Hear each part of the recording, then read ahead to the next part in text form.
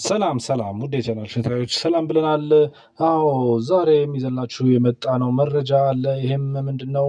የአዲስ አበባ ቤቶች ልማት ኮርፖሬሽን ለጨረታ ያወጣቸውን ሱቆች በተመለከተ ነው። መረጃውን ከማቅረባችን በፊት ለቻናላችን አዲስ የሆናችሁ ቻናላችንን ሰብስክራይብ በማድረግ ይህን ቤተሰብ እንድትቀላቀሉ እያልን እንዲሁም የቻናላችን ነባር ሰብስክራይበሮች ይህንን ቪዲዮ ላይክ በማድረግ ለሚፈልግ ሰው እንዲደርስም ሼር በማድረግ መረጃውን እንድታጋሩ እያለን እንቀጥላለን። ወደ መረጃው እንደምትመለከቱት ነው። መረጃውን ያወጣው የአዲስ አበባ ቤቶች ልማት ኮርፖሬሽን ሲሆን ማስታወቂያ በሚል ጀምራል። ቀጥለን አብረን እናንብባው። የአዲስ አበባ ቤቶች ልማት ኮርፖሬሽን በከተማ አስተዳደሩ በተለያዩ ክፍለ ከተሞች ተገንብተው በተጠናቀቁ የ40/60 የጋራ ህንፃ ላይ የሚገኙ 1471 የንግድ ቤቶች ለ8ኛ ዙር እንዲሁም በካፒታል ፕሮጀክት የተገነቡ በጀርመን ሳይት ላይ የሚገኙ 32 ንግድ ቤቶች በሁለተኛ ዙር በግልጽ ጨረታ አወዳድሮ ለሽያጭ ማሳተፍ ይፈልጋል ይላል።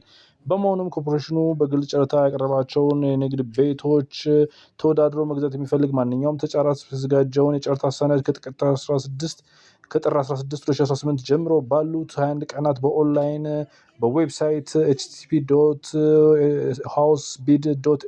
http://housebid.ahdc.gov.et በመግባት አስፈላጊውን ምዝገባ በማድረግ የማይመለስ ብር 1000 በቴሌ ብር አማካኝነት ክፍያ በመፈጸም የጨረታ ሰነድ በሶፍት ኮፒ መግዛት የምትችሉ ሲሆን በተጨማሪ መረጃ ካስፈለገ ቅዳሜን ሙሉ ቀን ጨምሮ ከጧቱ 2 ሰዓት እስከ ምሽቱ 11 ሰዓት ድረስ ከዚህ በታች በተገለጹት ቦታዎች ላይ እገዛ ማግኘት ይቻላል ብለዋል። እገዛ የሚገኝባቸው ቦታዎች የት ይገኛሉ ይላል። አንደኛው 49 ማዞሪያ ቦሌ አያት 2 ሳይት ሎሚ ከለር ሳይት ውስጥ ነው ብሏል።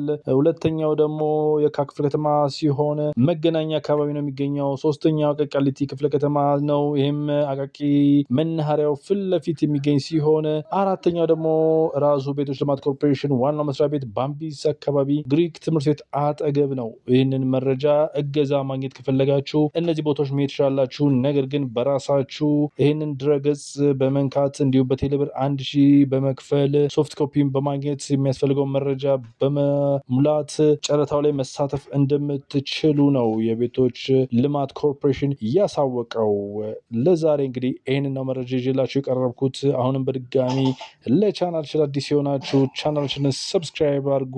እንዲሁም ነባር የቻናላችን ቅመሞች ቻናላችንን እንዲያድግ ሰብስክራይበር እንዳበረታቱ ሼር አድርጉ። ይህንን ቪዲዮ ለብዙ ሰው እንዲደረስ ላይክ በማድረግ እንድጨርሱ እያልኩ በዚሁ አበቃለሁ።